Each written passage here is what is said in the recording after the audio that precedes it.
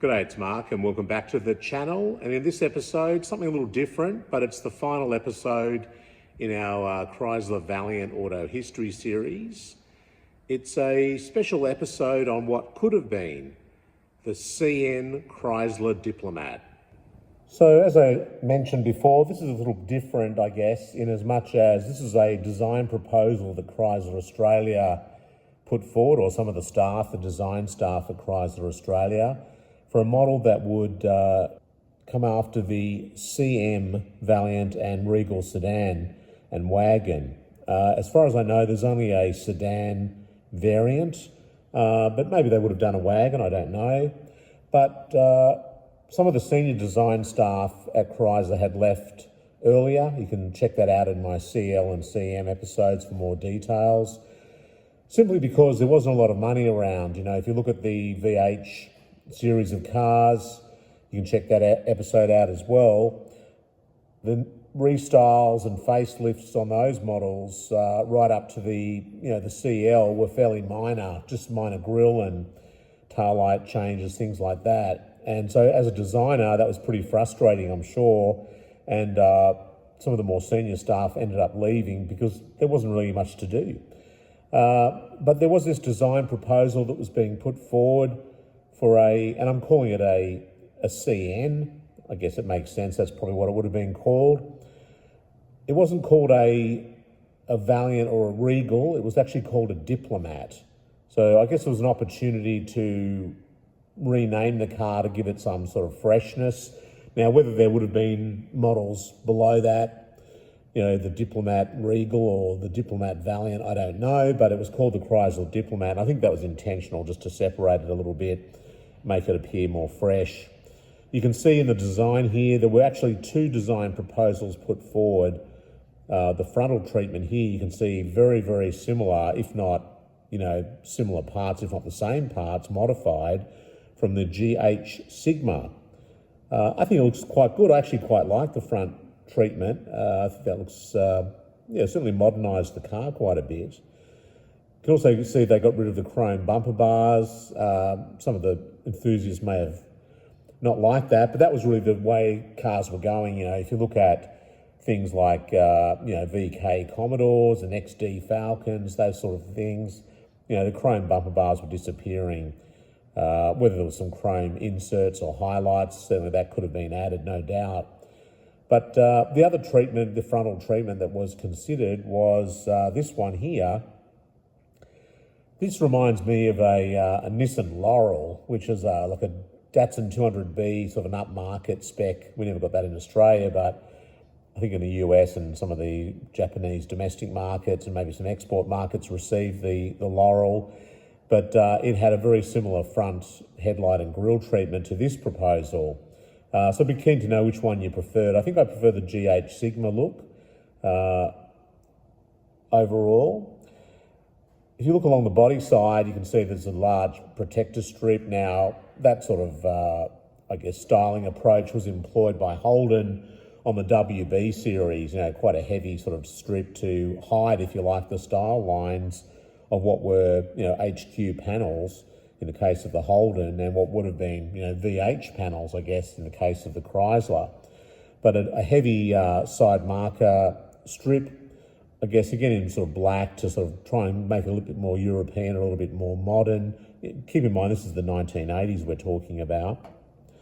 And also on the side profile, you can see there's this extra window. So the C-pillar has been modified to accommodate a sixth window, if you like. A little similar to, I guess, what Ford did with the ZJ Fairlanes, the long wheelbase cars, and the FC LTDs when the XD was released, had that sixth window, to make a more airy cockpit or a more airy greenhouse, just provide a more modern and airy look.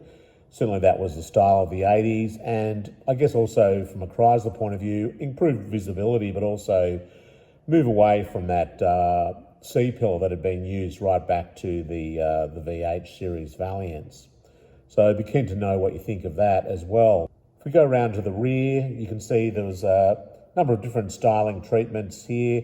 One of these in particular I quite like. It reminds me of what Mitsubishi ended up doing, and keep in mind that a lot of the Chrysler stylists that remained when Mitsubishi took over went on to design, the Sigmas and the Magnas and Veratas and so on. So these people had been working right through from the Chrysler days.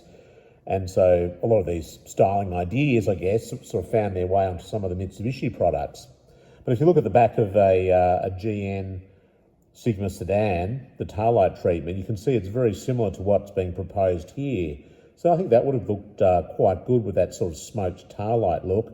Again, if you look at smoked taillights, the Ford FC Ltd used a smoked taillight treatment as well, and Mitsubishi's did too on the Sigmas in that GN series car. Now, when it comes to the interior, there's no real images that I can lay my hands on. Whether there are some out there, I don't know, but I guess what I would probably imagine they might have considered was lifting, given they lifted the grille from the GH Sigma, they could have lifted a good proportion of the instrumentation out of the Sigmas, like the GSR, the comprehensive instrumentation, and then either accommodated that into the existing Chrysler dash or potentially just changed completely, which is more likely, the upper surfaces. And, they could have maybe lifted a Sigma dashboard and then put extensions on it to sort of accommodate the much greater width from a Chrysler point of view. But again, with, new seats, maybe the different headrests, you could have had things like the XD Falcon with the see-through headrests and maybe this sort of instrumentation that was seen on the Sigmas. You're really going to start to make quite a transformation styling-wise, but also function-wise with the interior and get further away from that Valiant look from the earlier models. I guess door trims would be the same thing. You would also, door catches and door trims, you could modify whether existing Mitsubishi components or not, but you could actually modify those to sort of give that a fresh look. From a mechanical point of view, and again, this is pure speculation, there's no real information there. I guess if you look at the six-cylinder engines and also what manufacturers were doing in Australia around this time, if you go back to the VK series, even the ancient Holden 3.3 red motor for the Calais, Holden fitted quite a powerful but somewhat thirsty and harsh fuel injection system to the 3.3 engine. The injection system wasn't harsh, the engine was after it was fitted. But if you look at what Ford did as well, in the XD Falcons with the fuel injection, and certainly transform that engine in terms of not only increased power and torque, but also, even just from an appearance point of view, Ford did a terrific job. And even I think Holden did a great job with their 3.3 injected engine. It certainly looked very good with those tunnel ram intakes. But if you look at what Ford did, it really did make that engine a lot more modern looking, apart from the increased appearance that it provided or performance that it provided.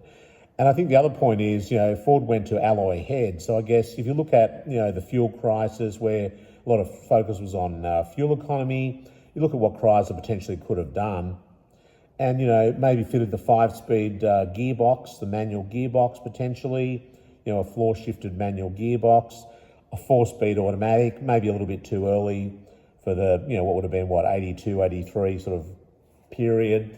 But even fuel injection, why couldn't you have, for example, the Chrysler Hemi 4-litre engine, maybe put an alloy head on it, and who knows, maybe even offer a fuel injection system. That would have been really interesting, and it would have been a really good engine, very powerful, and hopefully fuel economy would have improved as well. I mean, even as they were the 4-litre and the 4.3-litre Hemi 6s, the Chrysler engines are some of the best 6-cylinder engines ever offered in Australia, if not the best in many ways, certainly up to things like the Behr.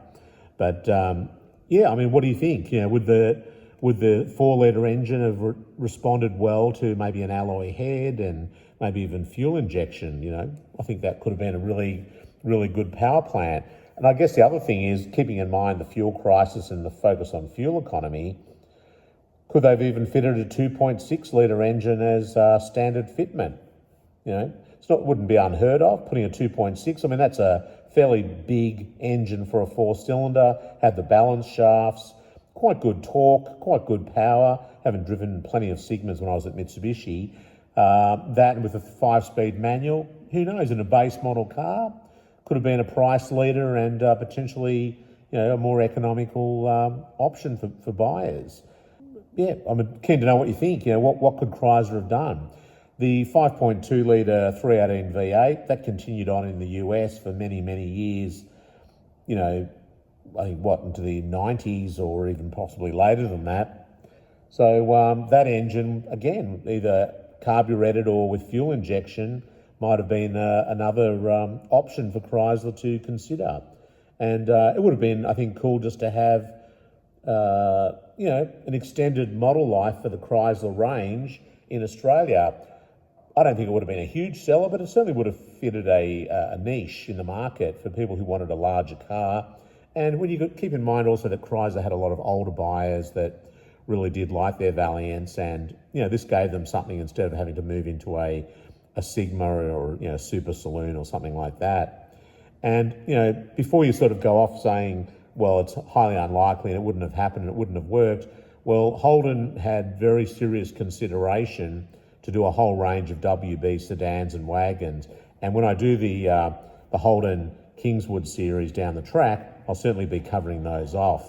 But here's just a couple of pictures of what Holden was looking at. And so if you look at this Holden, for example, this WB, I think the Chrysler styling proposal certainly could line up against that type of vehicle without any problem whatsoever. So, it's just something to think about. But regardless, whether you like it, you love it, you hate it, whether you think it was completely impractical or not, I'd just be keen to hear what you think about the design proposal. I think it's good that they gave it put something together, to try and extend the life of the car. There's obviously some people within Chrysler management and I guess within Chrysler Design Studio that really had an affection for the Valiants and didn't want to see the vehicle end once Mitsubishi had taken over. So keen to know what you think. The CN, Valiant, Regal, or in this case, Chrysler Diplomat. And special thanks to David Burrell for helping me out with some of the images used in this video. Thanks, David. Well, I hope you enjoyed that episode on the CN Chrysler Diplomat, a car that Chrysler Australia could have made but didn't. It's a real shame. I think it would have been pretty cool. Tell me what you think of the car, what specifications you think it either should have had or could have had, and let me know what you think of the styling. Did you like the look of the car? Do you think it would have been a good model for Chrysler to release, albeit that Mitsubishi had taken over by then? If you liked the episode, please do give it a thumbs up. Hit the subscribe button as well so you don't miss out on future episodes. You can also hit the hype button. That does really make a difference. It means more enthusiasts get to see the channel. And look, if you haven't already, please make sure you do watch the whole Valiant Auto History series from the R series right through to the final model. Thanks very much for watching and we'll see you next time. Bye.